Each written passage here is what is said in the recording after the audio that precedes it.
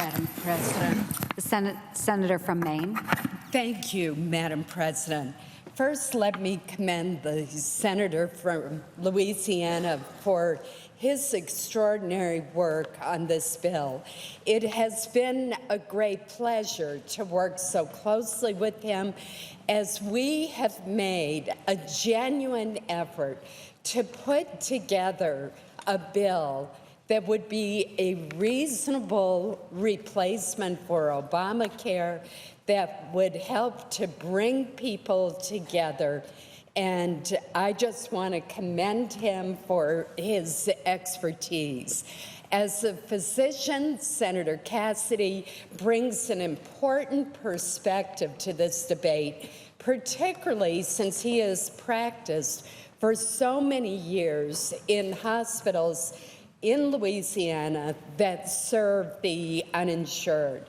So I want to personally thank him for the privilege of working to craft this bill together. Madam President, there has been much debate recently on the best approach to replacing and reforming the Affordable Care Act. Considerable confusion and anxiety exists about the current status of the law and about the future of health care in our country.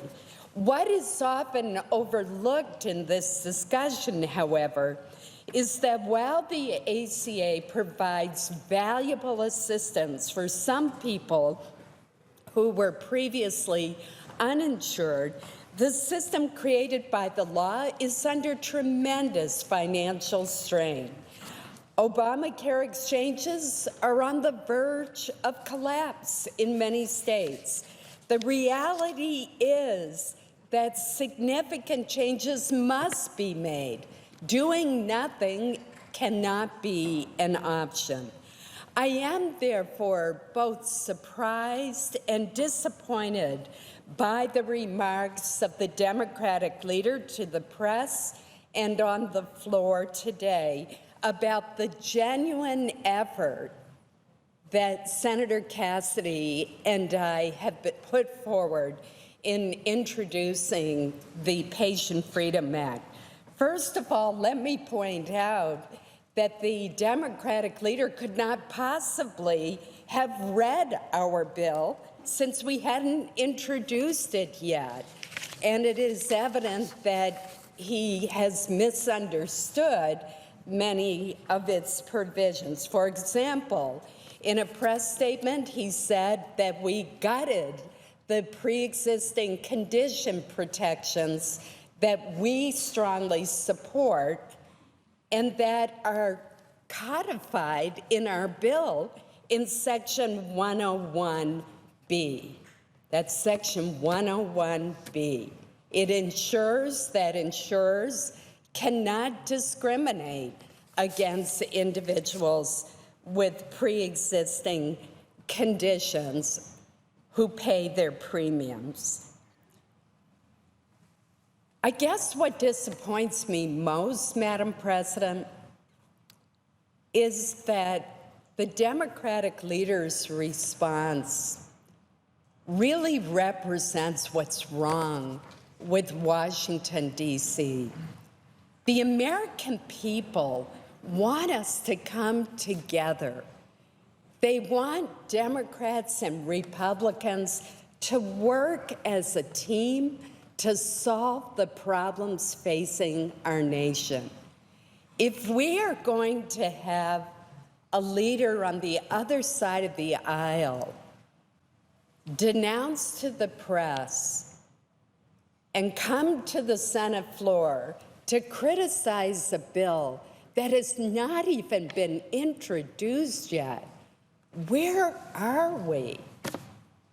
I really hope that this is an aberration and that we can work together and that the compromises that we put in the bill are recognized as a good faith effort to bring both sides of the aisle together in the interests of the American people and in providing access to affordable health care. That's our goal. We're not saying our bill is perfect.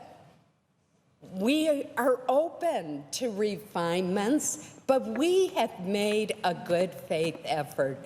And to hear it described inaccurately and as other than a genuine effort to solve a problem truly disappoints me. The fact is, the ACA has been in effect for years, yet nearly 30 million Americans still do not have health insurance coverage.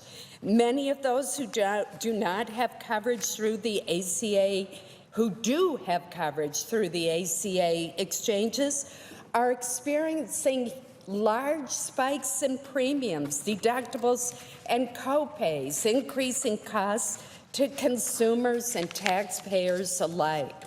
Contrary to the predictions made by the early supporters of the ACA, premiums are increasing in nearly every state, with an average increase of 25% nationally. Now, in New York State, the average increase on the exchange is 16.6%. I don't know, perhaps the Democratic leader thinks that is an acceptable rate of increase. It strikes me as pretty high. And the situation, even though it's below the national average, is still in the double digits.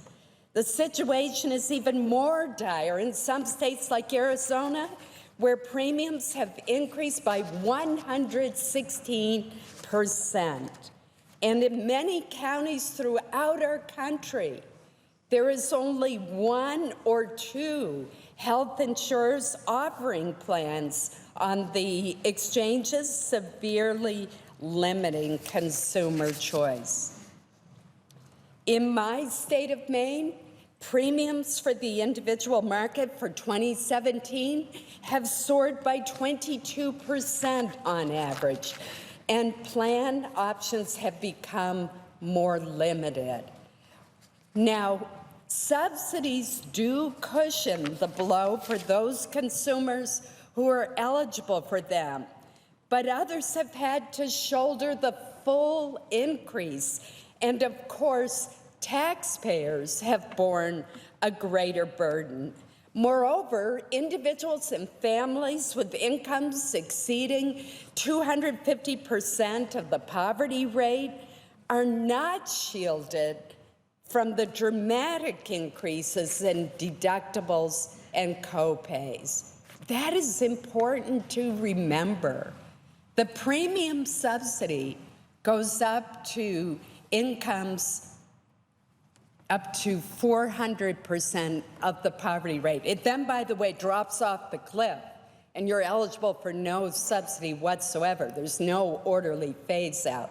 But for help with copays and deductibles under the Affordable Care Act, the threshold is 250% of the poverty rate.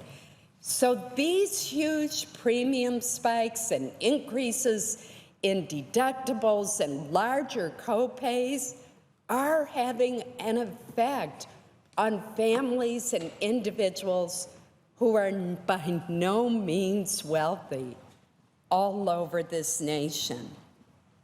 Many with coverage under the ACA are also facing increasingly narrow networks, which means that they may find that their preferred doctors are not in their networks. This can be particularly difficult for rural states that may have few specialists and whose citizens rely on major medical centers in nearby states. If patients want to continue to see these doctors, they can be faced with enormous costs that are not covered by their ACA insurance. As one Mainer put it, President Obama said, "I could keep my doctor," and the insurance company says, "I can't."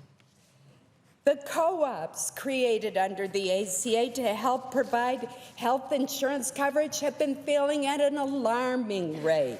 In fact, only 5 of the 23 remain operational.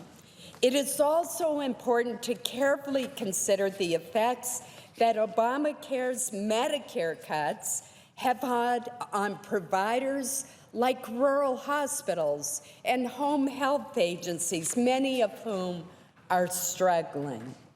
In some, prices are skyrocketing, coverage is narrowing, and the individual market is likely in a death spiral if Congress fails to act.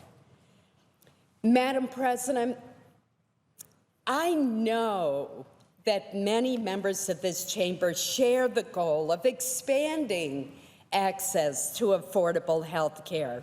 Over the years, I've collaborated with colleagues on both sides of the aisle on a number of initiatives. And today, I'm pleased to join my colleague, Senator and Dr. Bill Cassidy, in introducing the Patient Freedom Act of 2017 to help ensure that Americans have access to affordable health care that improves choices and helps to restrain costs. Let me emphasize again that our bill is a work in progress. It is not perfect. However, what it does, and it's virtually unique in this regard, in this chamber, is it puts specific proposals on the table as we seek to craft bills to repair and improve the Affordable Care Act. Other legislation being discussed, such as those designed to help small businesses pool risks so that they can better afford to provide insurance to their employees, also deserve consideration. Let's get a lot of ideas on the table, but you have to start. And we have been willing to step forward and propose a specific bill, and to be criticized for that by the Democratic leader is just so disappointing, particularly since the leader is well aware that I work across the aisle all the time to try to find solutions for our country. The Patient Freedom Act is built on the premise that giving people more choices is superior to the one-size-fits-all approach that defined the Affordable Care Act. We recognize that what works best for the people in Maine or New Hampshire may not be right for the people in New York or California. Our bill respects those differences by giving states options to choose the path that works best for their citizens.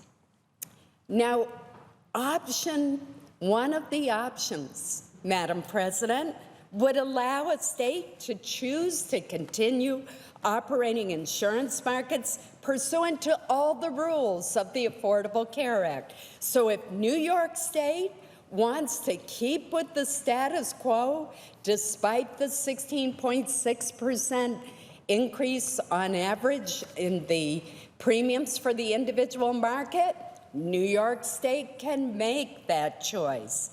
If a state chooses to remain covered by the ACA, exchange policies will continue to be eligible for cost-sharing subsidies and advanced premium tax credits, and the insurance markets will still be subject to ACA requirements. The individual mandate and the employer mandate will also remain in place for that state.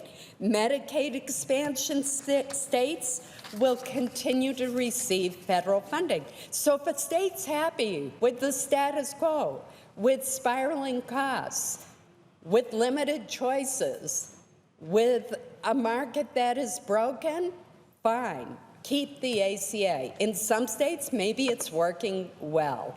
States should have that option, and they would under the Cassidy-Collins bill.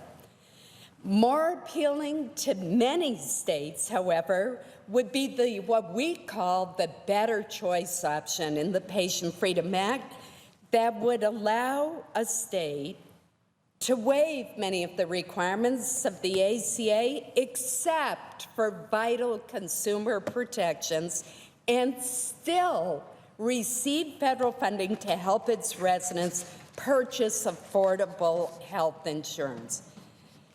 Senator Cassidy has explained how it will work, so I won't go through that all again. Let me just say that eligible individuals in states selecting this option would receive federal funding deposited into their Roth health savings accounts. The aggregate funding for these per beneficiary deposits would be determined based on the total amount of funding that the federal government would have provided in the form of ACA subsidies in each state, plus any funding each state would have received had it chosen to expand its Medicaid program, even if, like my state, it has chosen not to do so. And the deposits in the Roth health savings accounts will be phased out for higher income beneficiaries.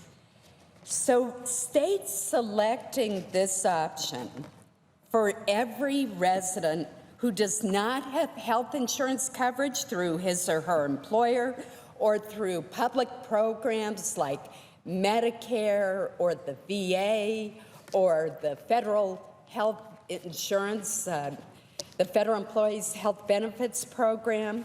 In those states, the option would be a standard health insurance plan that would include first dollar coverage through the health savings account, basic prescription drug coverage, and a high deductible health plan. States could automatically enroll their residents who are uninsured in this standard plan unless the individual opted to use his or her health savings account to purchase more comprehensive coverage or opted out of coverage altogether. I can't imagine someone making the choice of opting out altogether when they would receive this generous subsidy. In addition to federal funds, individuals and employers could make contributions to these health savings accounts, and the balances would grow tax-free.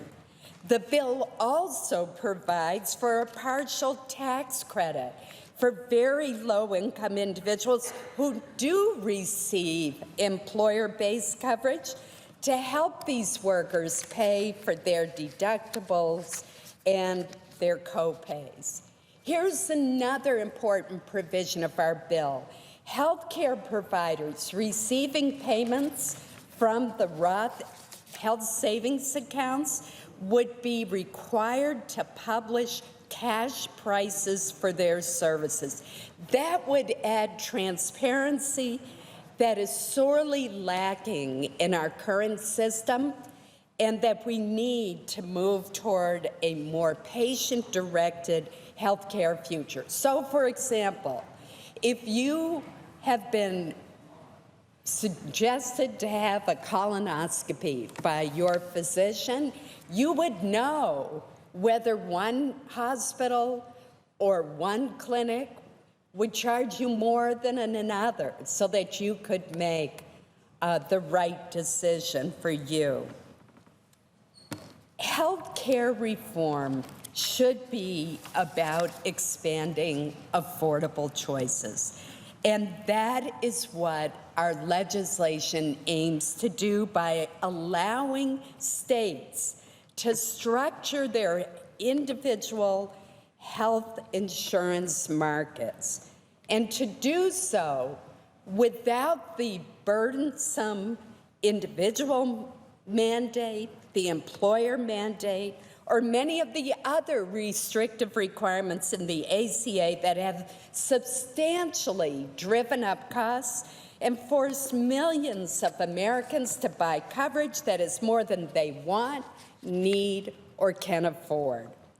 Americans should have the choice to purchase more affordable coverage if that is what works best for them. But let me again emphasize, since misinformation was given to the press about the consumer protections in our bill, the Patient Freedom Act would retain several important consumer protections, contrary to what was said earlier today by a colleague who hadn't read our bill. Dependents will be able to remain on their parents' health insurance policies until age 26. Insurance companies will still not be able to exclude coverage for pre-existing conditions or discriminate based on health status. In fact, there's no medical underwriting for the standard plan offered under the better option approach. Insurance companies cannot cap benefits by including lifetime or annual limits in their policies, and they must offer to renew policies as long as enrollees continue to pay premiums. Insurance companies must also continue to cover mental health and substance use disorder benefits for individuals, a particularly important benefit given the nationwide scope of the opioid crisis that has seriously affected my state of Maine and so many other states throughout our country, ruining the lives of individuals, their families, and their communities. Provisions like these vital consumer protections should be retained. However, the Washington-centric approach of the ACA must be changed if we are ever to truly reform our broken healthcare system. Madam President, I am pleased to see a growing consensus among members of both the Senate and the House that we must fix the Affordable Care Act and provide reforms at nearly the same time as we repeal the law. This will help protect the families who rely on the program and give insurers time to transition to a new marketplace that is based on more choices for consumers. That is what we are trying to do here. Reforms in the way we provide health insurance must ensure that individuals relying on the current system do not experience a needless and avoidable gap in coverage. If we are going to reform the system, we must begin to put specific proposals on the table for our colleagues to debate, refine, amend, and enact. And that's why the criticism is so disappointing. This is an attempt to put forth a possible solution that would appeal to members on both sides of the aisle. As we continue our work to find a responsible path to repealing and repairing the ACA, we should give the states the freedom to choose what they believe works best for their citizens, whether that means staying with the Affordable Care Act or selecting a different, in my view, a better path that will lead to patient-directed reforms that contain costs and provide more choice. The Patient Freedom Act does exactly that, and I commend my colleague, Senator Cassidy, for his leadership on this legislation, and I also want to thank our co-sponsors, including Senator Isaacson and Senator Capito, for their support as well.